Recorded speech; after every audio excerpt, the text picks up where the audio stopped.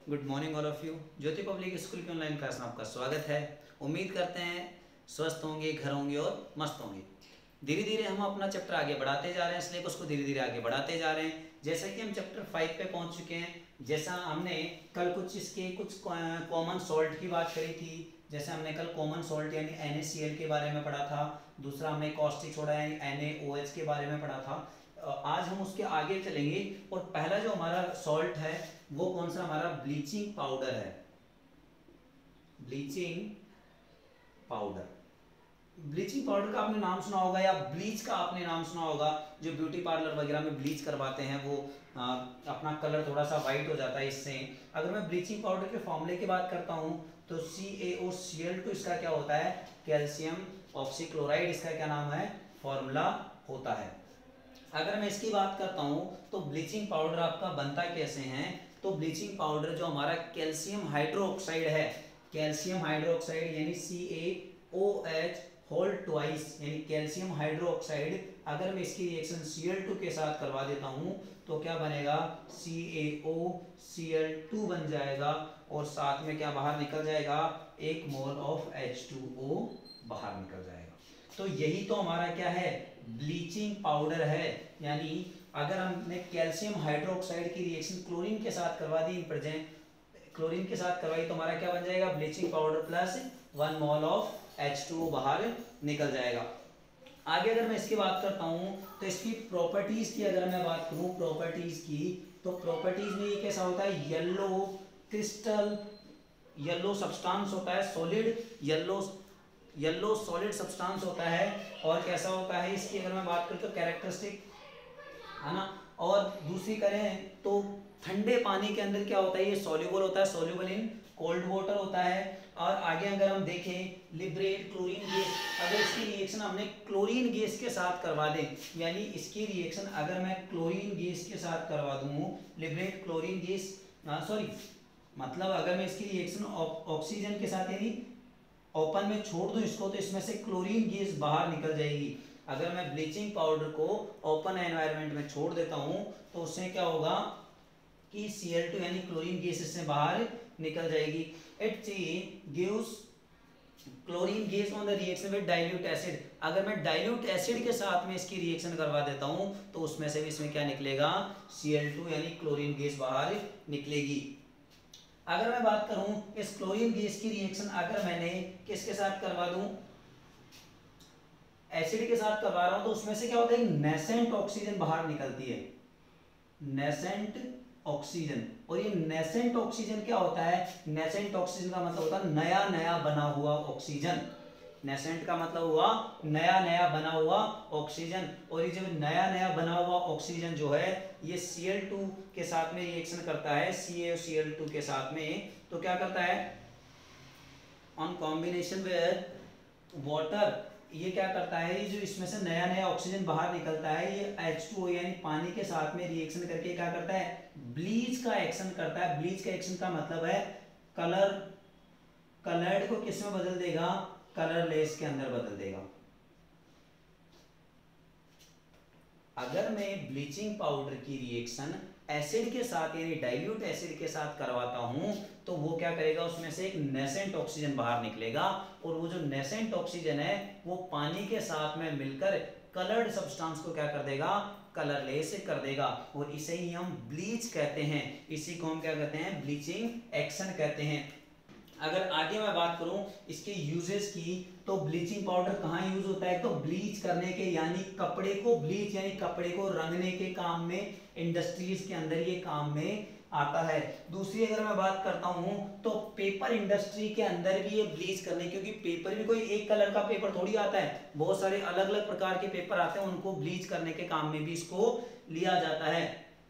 और अगर हम बात करें तो प्यूरिफिकेशन ऑफ यानी ब्लीचिंग ऑफ क्लोथ्स और पेपर, दो तो यूज ये हो गए। तीसरा यूज क्या हो गया, purification of water, purification of water यानी H2O को साफ करने के, क्योंकि क्लोरीनेशन करवा कर हम H2O को साफ करते हैं तो उससे क्या। तीसरी बात अगर बात करें तो इंसेक्टिसाइड, इंसेक्टिसाइड के तौर पे भी हम इसको इस्तेमाल करते हैं, एंड ऑक्सीडेंट के रूप में भी इसको हम इस्तेमाल कर सकते हैं। मोस्ट इंपॉर्टेंट तो क्या हुआ, देखो ब्लीचिंग हो गया, क्लॉथ और पेपर दोनों की प्योरिफिकेशन ऑफ वाटर हो गया, इंसेक्टिसाइड यानी कीटाणुओं को इंसेक्ट को मारने के काम में लिया जाता है, और पांचवी चीज की अगर मैं बात करूं तो लेबोरेटरी रिएजेंट के रूप में भी इसको काम में, लेबोरेटरी रिएजेंट के रूप में भी इसको काम में लिया जाता है। ठीक है, आगे अगर हम चलते हैं तो अगला जो हमारा सॉल्ट आता है वो आता है हमारे पास बेकिंग सोडा। बेकिंग सोडे को हम मीठा सोडा या फूड सोडा भी कहते हैं। फूड, अगर इसके फॉर्मूले की हम बात करते हैं बेकिंग सोडा के फॉर्मूले की, तो बेकिंग सोडा का फॉर्मूला होता है NaHCO3 यानी सोडियम बाइकार्बोनेट भी हम इसको कहते हैं।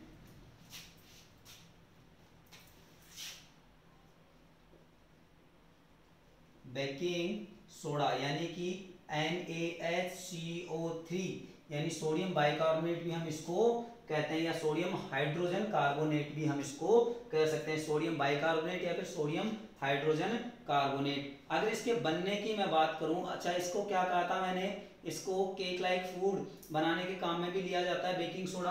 अच्छा ये क्या करता है, मतलब आपने देखा होगा मीठा सोडा क्या काम करता है, केक बनाने के काम में आता है, या फिर इडली सांभर बनाते हैं हम, बाटी वगैरह बनाते हैं, उससे क्या होता है फूल अच्छे से जाता है ये। ठीक है, तो अगर इसके बनाने की बात करूं मैं, तो इसके बनाने के लिए हमें क्या चाहिए, NaCl की रिएक्शन मैं करवा रहा हूं H2O के साथ in presence of CO2 plus NH3, यानी NaCl प्लस H2O और plus CO2 in presence of NaOH, तो क्या होगा NH4Cl प्लस NaOH बन जाएगा, NaHCO3 बन जाएगा, और यही हमें क्या चाहिए, हाइड्रोजन सोडियम, मतलब सोडियम हाइड्रोजन क्लोराइड या फिर सोडियम बाइकार्बोनेट भी हम इसको कह सकते हैं। It is prepare by using carbon dioxide के साथ, यानी जो सोडियम बाइकार्बोनेट होता है, सोडियम कार्बोनेट जिसे हम कहते हैं सोडियम कार्बोनेट Na2CO3, ये तो हो गया सोडियम कार्बोनेट, और इसको हम सोडियम बाइकार्बोनेट भी कहते हैं। अगर इसकी रिएक्शन मैं कराऊं H2O के साथ, पानी के साथ, इन प्रेजेंस ऑफ CO2 यानी CO2, तो क्या होगा, वापस से क्या बन जाएगा, NaHCO3 आपका कंपाउंड बन जाएगा। इसके कितने मोल बन जाएंगे, तो ये दो तरीके इसके बनाने के हैं, बेकिंग सोडा को बनाने के दो तरीके कौन कौन से, कि अगर मैं NaCl की रिएक्शन वही H2O CO2 प्लस NH3 के साथ करवाता हूं, तो क्या बन जाएगा NH4Cl प्लस NaCO3, यानी कि ये हमारा बेकिंग सोडा बन गया, यानी मीठा सोडा बन गया। और दूसरा तरीका है जो इंडस्ट्रीज के अंदर जो इस्तेमाल किया जाता है वो क्या है, सोडियम कार्बोनेट की रिएक्शन जब H2O प्लस CO2 से करवाएंगे तो क्या बन जाएगा हमारे पास, ये बन जाएगा। अब अगर मैं इसकी प्रॉपर्टीज की बात करता हूं, तो इसकी प्रॉपर्टीज देखो, ये कैसा होता है, वाइट क्रिस्टलाइन सॉलिड होता है, वाइट क्रिस्टलाइन सॉलिड होता है, यानी कौन सी फॉर्म में होता है ये बेकिंग सोडा क्रिस्टल। अगर जो हम मीठा सोडा लाते हैं, हम कौन सी फॉर्म में लाते हैं, पाउडर्ड फॉर्म में लेके आते हैं। लेस सॉल्युबल इन वाटर, दूसरा क्या है, लेस सॉल्युबल इन वाटर, यानी पानी के अंदर ज्यादा ही सॉल्युबल नहीं होता है। दूसरी बात करें, और ये कैसा होता है, अगर हम इसकी बात करें तो ये बेसिक होता है, यानी सॉल्यूशन के अंदर कैसा होता है, ये बेसिक होता है। It liberate carbon dioxide on heating, अगर मैं इसको गर्म करता हूं, इसको अगर मैं हीट करता हूं, तो ये क्या करेगा, इसमें से कार्बन डाइऑक्साइड वापस बाहर निकाल देगा। यानी कि इस रिएक्शन को उल्टा कर लो, जस्ट इस वाले को उल्टा कर लो, तो Na2CO3 plus H2O plus CO2, यानी ये हमारे पास आ जाएगा। अगर इस रिएक्शन को मैंने उल्टा हीट करूं, किसको, अगर मैंने बेकिंग सोडा को अगर मैं हीट करता हूं, तो मेरे पास सोडियम कार्बोनेट प्लस हाइड्रोजन और CO2 बाहर निकल जाएगा। अगर मैं यूजर्स की बात करूं, तो बेकिंग पाउडर इन फूड स्टफ, यानी खाने पीने की चीजों में इसका इस्तेमाल किया जाता है। दूसरी बात करें तो कोल्ड ड्रिंक वगैरह जो आती है उसके अंदर भी हम बेकिंग सोडा का इस्तेमाल करते हैं, या सोडा वाटर जो आता है उसके अंदर भी हम इसका इस्तेमाल करते हैं, यूज एज।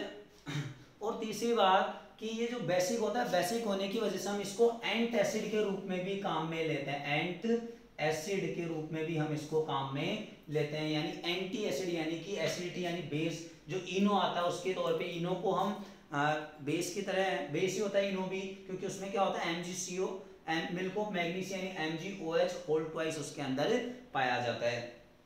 अगर बात करें तो माइल्ड एंटीसेप्टिक के तौर पे भी ये काम में लिया जाता है। एंटीसेप्टिक का मतलब अगर हमारे कहीं लग जाती है हम उसके ऊपर भी इसका इस्तेमाल कर सकते हैं। तीसरी बात करें तो यूज इन फायर एक्सटिंग्विशर, यानी कि हमारे जो आग लग जाती है तो उस टाइम जो फायर एक्सटिंग्विशर होते हैं उनके अंदर भी इसका इस्तेमाल किया जाता है, और लेबोरेटरी रिएजेंट के तौर पे तो ये इस्तेमाल होता ही है, यानी लेबोरेटरी के अंदर केमिकल रिएक्शन के अंदर ये काम में लिया जाता है। तो दो तरीके के सोल्ट ये हो गए। अगले सोल्ट पे चलें तो वो आता है हमारे पास वॉशिंग सोडा। वॉशिंग सोडा का मतलब हम जिसको सर्फ कहते हैं, यानी वो उसकी बात हम कर रहे हैं, वॉशिंग सोडा।